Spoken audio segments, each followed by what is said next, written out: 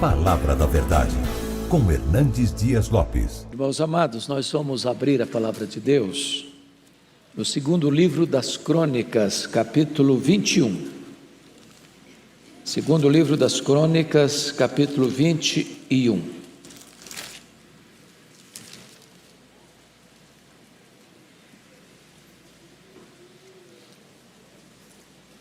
Após a leitura, você mantenha a sua Bíblia aberta nesta passagem, por favor. O reinado de Jeorão. Descansou Josafá com seus pais e foi sepultado com eles na cidade de Davi, e Jeorão, seu filho, reinou em seu lugar. Teve estes irmãos, filhos de Josafá: Azarias, Jeiel, Zacarias, Azarias, Micael e Safatias. Todos estes foram filhos de Josafá, rei de Israel. Seu pai lhes fez muitas dádivas de prata, ouro e coisas preciosas, e ainda de cidades fortificadas em Judá. Porém o reino deu a Jeorão por ser o primogênito. Tendo Jeorão assumido o reino de seu pai, e havendo-se fortificado, matou todos os seus irmãos à espada, como também alguns dos príncipes de Israel. Era Jeorão da idade de 32 anos quando começou a reinar, e reinou 8 anos em Jerusalém. Andou nos caminhos dos reis de Israel, como também fizeram os da casa de Acabe, porque a filha deste era sua mulher, e fez o que era mal perante o Senhor. Porém o Senhor não quis destruir a casa de Davi por causa da aliança que com ele fizera, segundo a promessa que lhe havia feito de dar a ele sempre uma lâmpada e a seus filhos. Nos dias de Jeroão se revoltaram os edomitas contra o poder de Judá e constituíram o seu rei, o seu próprio rei. Pelo que Jeorão passou adiante com todos os seus chefes e todos os carros com ele. De noite se levantou e feriu os edomitas que o cercavam e os capitães dos carros. Assim se rebelou Edom para livrar-se do poder de Judá até o dia de hoje. Ao mesmo tempo, se rebelou também Líbna contra Jeorão, porque este deixara ao Senhor, Deus de seus pais. Também fez altos nos montes de Judá e seduziu os habitantes de Jerusalém à idolatria e fez desgarrar a Judá. Então lhe chegou às mãos uma carta do profeta Elias, em que estava escrito: assim diz o Senhor, Deus de Davi, teu pai: porquanto não andaste nos caminhos de Josafá teu pai, e nos caminhos de Asa, rei de Judá, mas andaste nos caminhos dos reis de Israel, e induziste a idolatria a Judá, e os moradores de Jerusalém, segundo a idolatria da casa de Acabe, e também mataste a teus irmãos da casa de teu pai, melhores do que tu. Eis que o Senhor castigará com grande flagelo ao teu povo, aos teus filhos, às suas mulheres, e a todas as suas possessões. Tu terás grande enfermidade nas suas entranhas, enfermidade que aumentará dia após dia, até que saiam as suas entranhas. Despertou, pois, o Senhor contra Jeorão o ânimo dos filisteus e dos arábios, que estão da banda dos etíopes. Estes subiram a Judá, deram contra ele, e levaram todos os bens que se acharam na casa do rei, como também a seus filhos e as suas mulheres, de modo que não lhe deixaram filho algum, senão Jeoacás, o mais moço deles. Depois de tudo isto, o Senhor o feriu nas suas entranhas com enfermidade incurável, e aumentando esta dia após dia, ao cabo de 2 anos, saíram-lhe as entranhas por causa da enfermidade, e morreu com terríveis agonias. O seu povo não lhe queimou aromas, como se fez a seus pais. Era ele da idade de 32 anos, quando começou a reinar, e reinou 8 anos em Jerusalém. E se foi, sem deixar de si saudades. Sepultaram-no na casa de Davi, porém não nos sepulcros dos reis. Meus irmãos, eu gostaria de conversar um pouco com vocês sobre escolhas erradas.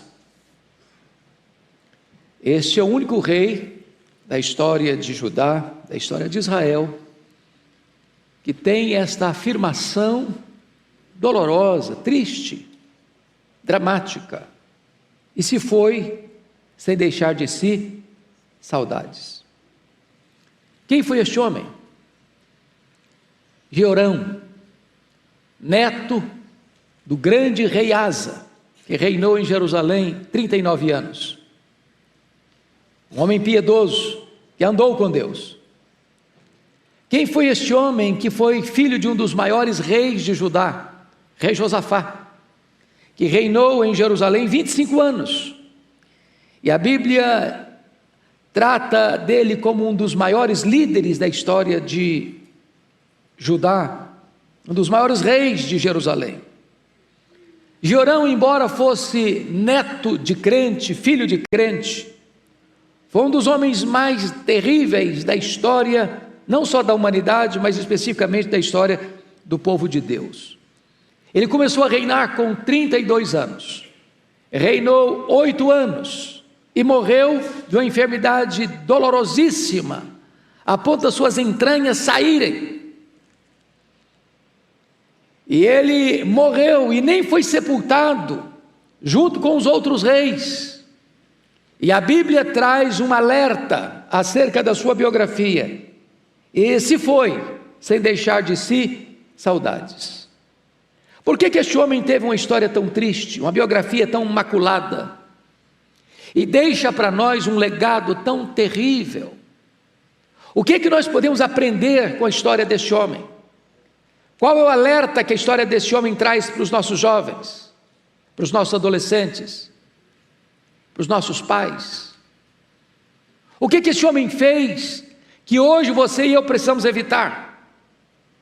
E eu gostaria então que nós olhássemos como esse homem desperdiçou as oportunidades da sua vida. Em primeiro lugar, vamos ver os privilégios que ele teve. O primeiro privilégio que esse homem teve está aí no versículo 1. Descansou Josafá com seus pais e foi sepultado com eles na cidade de Davi, e Jeorão, seu filho, reinou em seu lugar. Jeorão era filho de um dos maiores homens da história, de um homem piedoso, de um homem de Deus, de um homem que andou com Deus, que confiava em Deus. Talvez você pudesse acompanhar comigo a leitura que farei no capítulo 17, é só 2 páginas antes desse texto, 2 Crônicas 17, versículos 3 a 6, olha aí o relato do pai dele, da história do pai dele.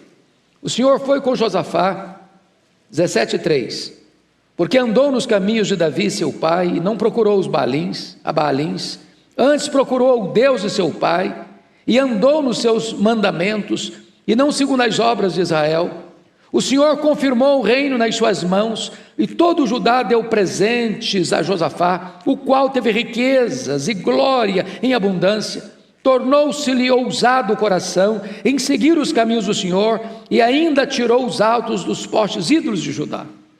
Imagine você o que é ser criado numa casa cujo pai é um homem de Deus, cujo pai tinha um coração ousado em conhecer a Deus, em buscar a Deus, em andar com Deus, em fazer uma faxina no seu território, tirando a idolatria, tirando tudo aquilo que era errado. E esse menino crescendo nessa casa, olhando para o seu pai, vendo o exemplo do seu pai, percebendo o testemunho do seu pai. Ser um filho que tem um pai que é crente, que conhece a Deus, que anda com Deus, que serve a Deus, é um grande privilégio, um grande privilégio. Mas Jeorão jogou isso fora, ele não imitou o caminho, a vida, o exemplo de seu pai. Mas em segundo lugar, como privilégio, olha o versículo 3 comigo. Seu pai lhes fez muitas dádivas, está falando dos outros filhos, e eu imagino que nenhum pai hoje consegue dar para os filhos o que o Josafá dava para os filhos, porque olha aí o que deu. Seu pai lhes fez muitas dádivas de prata, ouro e coisas preciosas, e ainda de cidades fortificadas de Judá. Falou: meu filho, eu vou te dar um presentinho de aniversário, aquela cidade fortificada é sua, tá?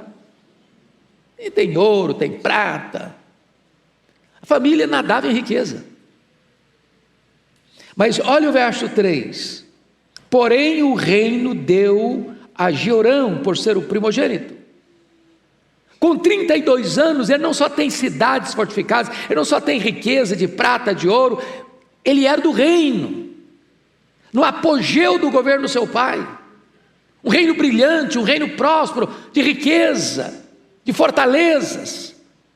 Ele poderia já ter conquistado o que o pai conquistou, avançar, eu vou avançar, meu pai veio até aqui, eu vou daqui para frente, eu vou alargar as fronteiras, eu vou ter novas conquistas, eu vou ter novas vitórias, privilégios.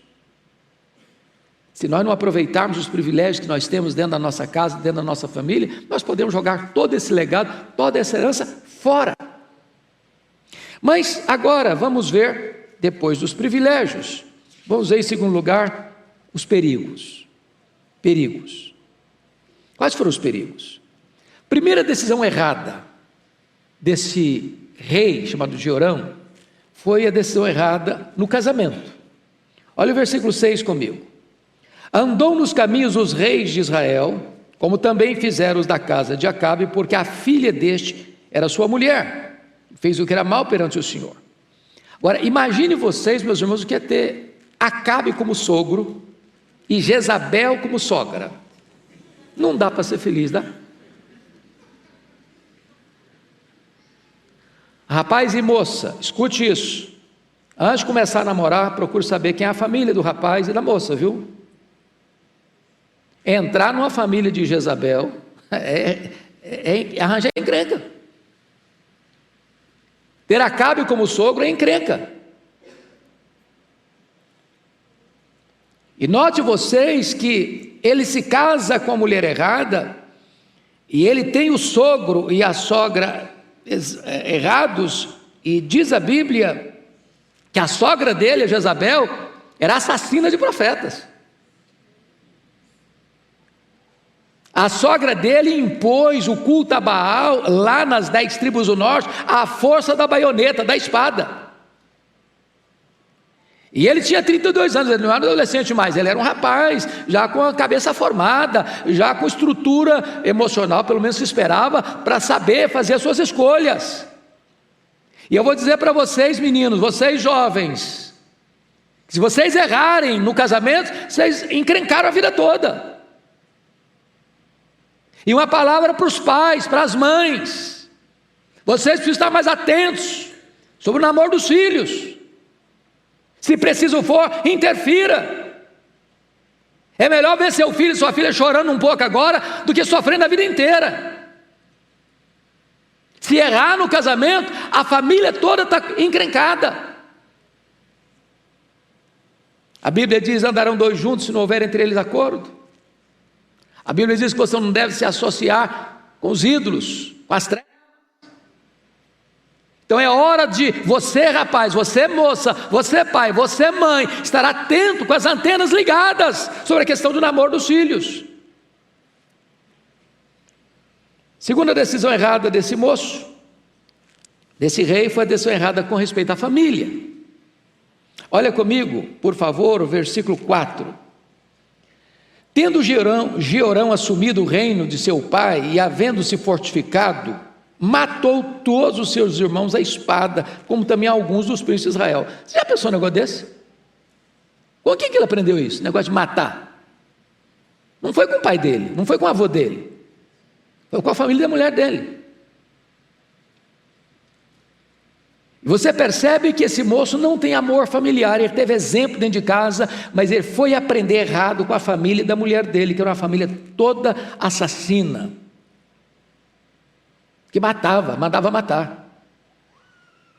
E certamente ele faz isso por ciúmes ou insegurança, dizendo: não, olha, cuidado, você tem irmãos aí que podem tomar seu reino, que podem dar uma rasteira em você, que podem jogar contra você nos bastidores, e você vai ser ameaçado. Então, se você quer ter segurança no seu governo, mata todo mundo, mate os concorrentes, mate qualquer pessoa que possa fazer sombra em você, ou ameaçar o seu reino. Olha o verso 13 comigo, olha o verso 13. Mas andastes nos caminhos dos reis de Israel, e induziste a idolatria a Judá e os moradores de Jerusalém, segundo a idolatria da casa de Acabe, e também mataste a teus irmãos da casa de teu pai, melhores do que tu.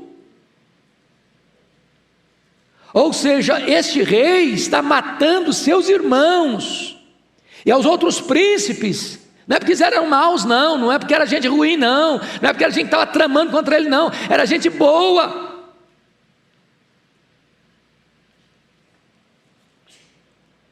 decisões erradas com respeito à família. Família é para se amar, família é para se respeitar, família é para se cuidar. Mas em terceiro lugar, este homem toma uma decisão errada em relação a Deus. Erra no casamento, erra na família e erra também com respeito a Deus. Olha aí comigo os versos 11 a 13. Você pode ler comigo? Vamos juntos? Também fez altos nos montes de Judá e seduziu os habitantes de Jerusalém à idolatria e fez desgarrar a Judá. Então lhe chegou às mãos uma carta do profeta Elias, em que estava escrito: assim diz o Senhor, Deus de Davi, teu pai, porquanto não andaste nos caminhos de Josafá teu pai, e nos caminhos de Asa, rei de Judá, mas andaste nos caminhos dos reis de Israel, e induziste a idolatria e os moradores de Jerusalém, segundo a idolatria da casa de Acabe, e também mataste a teus irmãos da casa de teu pai, melhores do que tu, e vai seguindo a história aí, até o versículo de número 17, mostrando que agora Deus iria puni-lo, punir a ele com enfermidade, punir ao seu povo com grandes sofrimentos, punir a sua própria família, seriam levados escravos, cativos. Por quê? Por uma única razão: ele abandonou Deus de seu pai, de seu avô. Ele importou para Judá, para Jerusalém, o culto pagão das tribos do norte, imposta pela sua sogra, culto a Baal. E diz o texto aqui, preste bem atenção, versículo 11: seduziu os habitantes de Jerusalém. Irmãos, nós temos que parar muito para pensar sobre liderança. Liderança. Um líder nunca é neutro. Um líder ou é uma bênção ou é uma maldição. Ou ele vai levar o povo a uma situação melhor, ou ele vai trazer uma derrocada para o povo. Antes de escolhermos uma liderança, seja ela política, seja ela espiritual, nós precisamos parar e perguntar: que tipo de líder? Para onde vai nos levar? Quais são suas crenças? Quais são seus valores? Quais são seus princípios? No que ele crê, no que ele acredita, qual a sua bandeira, o que ele defende, qual a sua plataforma. E diz o texto que esse rei, por ter se casado com a filha de Acabe, a filha de Jezabel, importa para Judá as mesmas práticas do reino do norte, e seduz, e induz o povo à idolatria, à rebelião contra Deus.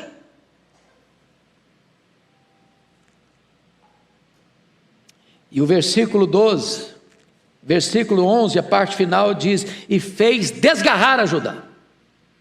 Levou a nação inteira para o abismo. Levou a nação inteira para a idolatria. Levou a nação inteira a abandonar o verdadeiro Deus. E a Bíblia diz que feliz é a nação cujo Deus é o Senhor. Meus amados irmãos, quando um líder tenta levar uma nação para longe de Deus, esta nação está cavando o seu próprio abismo, a sua própria sepultura. Sua própria sepultura. Mas então agora vamos em terceiro lugar ver os prejuízos. Então, são 3 P's para vocês guardarem: privilégios, segundo, perigos, terceiro, prejuízos. Pode repetir essas 3 palavras comigo? Privilégios, perigos, prejuízos. Quais são os prejuízos? Primeiro prejuízo: Deus castiga o povo, a família e o rei. Vejam vocês que a partir do verso 12, Deus começa a mostrar para ele os problemas que ele vai enfrentar. Então, versículo 14, começando o seguinte: eis que o Senhor castigará com grande flagelo ao teu povo, aos teus filhos, às tuas mulheres e a todas as tuas possessões. Então, note você que não sobra nada: a nação, a família e a economia, os teus bens, as tuas possessões.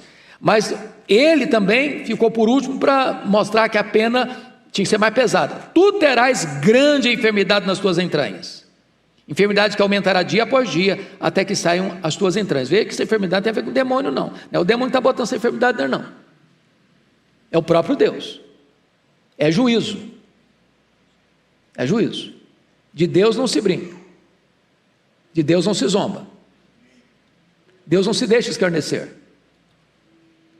E aqui você está percebendo que esta carta vem de quem? Do profeta Elias. Quem é o profeta Elias?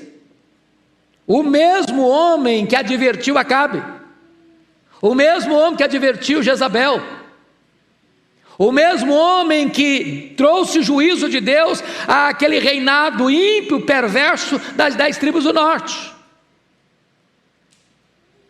É este homem de Deus que está dizendo o seguinte: olha, não brinque com Deus não, não zombe de Deus não escarneça de Deus não, porque o juízo de Deus virá, e virá sobre você, e virá sobre a sua família, e virá sobre a economia, e virá sobre o povo que está debaixo do teu governo. Irmãos, está na hora de nós termos temor de Deus, temor de Deus, porque quem governa as nações não são os homens, é Deus. Quem governa a igreja não somos nós homens, é o próprio Senhor Jesus Cristo, que é o cabeça da igreja. Tenhamos temor, tenhamos reverência, tenhamos cuidado. Segundo lugar, irmãos, ele não só tem castigo, mas ele perde o reino, olha comigo aí, versos 16 e 17. Despertou, pois, o Senhor contra Jeorão o ânimo dos filisteus e dos arábios, que estão da banda dos etíopes. Estes subiram a Judá, deram contra ele e levaram todos os bens que se acharam na casa do rei, como também os seus filhos, as suas mulheres, de modo que não lhe deixaram filho algum, senão Joacás, o mais moço deles. Preste atenção nisso. Quem está trazendo essas nações contra Judá é o próprio Deus. Como o próprio Deus mais tarde vai trazer a Babilônia contra Jerusalém. Irmãos, o povo de Deus é forte se está na presença de Deus. O povo de Deus é fraco se rebela contra Deus. A igreja é forte quando ela é santa, pura, quando ela, como esta igreja, tem buscado servir a Deus, fazer a obra de Deus. Enquanto a igreja busca Deus, leva Deus a sério, santifica a sua vida, faz a obra de Deus, ela é forte. Mas se ela abandona Deus, se ela abandona os princípios de Deus, se ela deixa de servir ao Senhor, então ela não tem força, Deus a torna fraca. Foi o que Deus disse para Josué, quando houve pecado lá na cidade, quando estava lutando contra Ai. Deus disse o seguinte: olha, enquanto tiver coisa contaminada aí, eu não serei convosco, e enquanto não tirar o pecado do arraial, não podereis resistir aos vossos inimigos. A igreja é forte quando ela anda com Deus, você é forte quando você leva Deus a sério. Mas ele não perdeu só o reino, ele perde a família também, porque o verso 17 diz que levaram os filhos, as mulheres, perdeu tudo. Mas tem mais, ele perde a saúde. Olha o versículo 14: eis que o Senhor castigará, não é o diabo, não é o mundo, o Senhor castigará com grande flagelo ao teu povo e aos teus filhos e às tuas mulheres e a todas as possessões. E versículo 15: tu terás grande enfermidade nas tuas entranhas. É Deus quem está dizendo isso. Então Deus é o Deus que fere e o Deus que sara. Tem muita gente que acha que a enfermidade só vem do diabo, que a enfermidade só é fruto do pecado particular. Então Deus não tem nada a ver com isso. Não, há enfermidades que o próprio Deus estabelece para juízo. Onde não há arrependimento, há juízo. E o texto nos mostra no verso de número 15, que esta era uma grande enfermidade. E é uma enfermidade que aumentará dia após dia. E diz que o final dessa enfermidade, versículo 15, até que saiam as tuas entranhas. Eu fico imaginando o drama. Eu fico imaginando a sentença. Não adianta procurar médico, não adianta procurar recursos em outros países que têm tecnologia mais avançada, a sentença está lavrada. E olha o que acontece, ele perde a vida. Ele perde a vida também. Olha o versículo 18 e 19. Pode ler comigo? Vamos juntos? Depois de tudo isto, o Senhor o feriu nas suas entranhas, com enfermidade incurável, e aumentando esta dia após dia, ao cabo de 2 anos, saíram-lhe as entranhas por causa da enfermidade, e morreu de que maneira? Com terríveis agonias. Perdeu a vida. Perdeu a vida. Cuidado, cuidado, porque Deus é um Deus cheio de graça e misericórdia, mas Ele não se deixa escarnecer. Onde não tem arrependimento, tem juízo.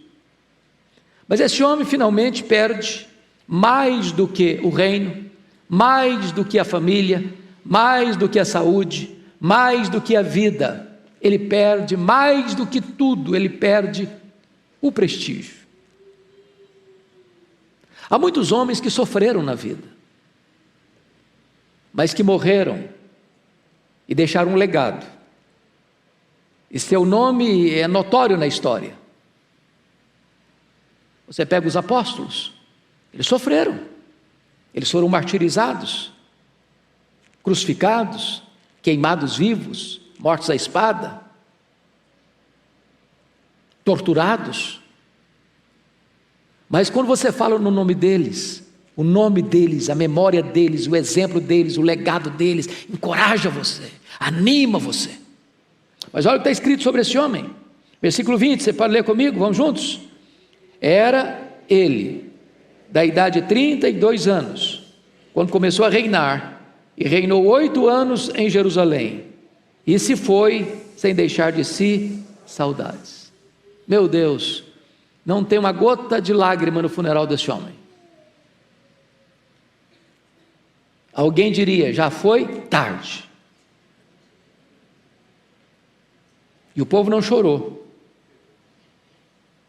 E o povo nem disse, esse cara não merece nem sequer ser sepultado no sepulcro dos reis. Talvez sepultaram-no numa cova rasa. Estragou a vida, estragou o futuro. E diríamos hoje, perdeu também a sua alma. O que adianta o homem ganhar o mundo inteiro?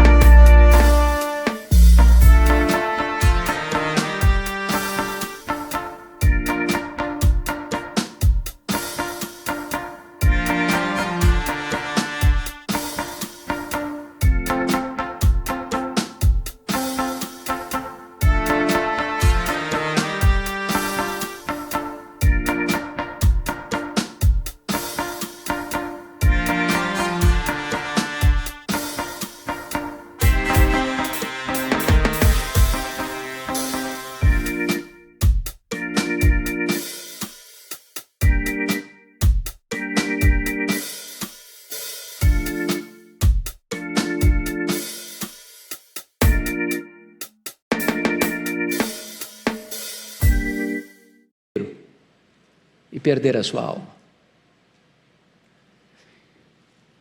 A vida, irmãos, é feita de escolhas. Nós não podemos errar no casamento, nós não podemos errar com respeito à família, nós não podemos errar com respeito à nossa fé, nós não podemos errar com respeito ao nosso Deus. Que esta palavra seja uma palavra de exortação para você e para mim, e que nós aprendamos com os erros dos outros, porque isso é sabedoria, para não caminharmos nas mesmas trilhas sinuosas, a fim de evitarmos as mesmas dolorosas consequências. Que Deus tenha misericórdia de nós e nos ajude.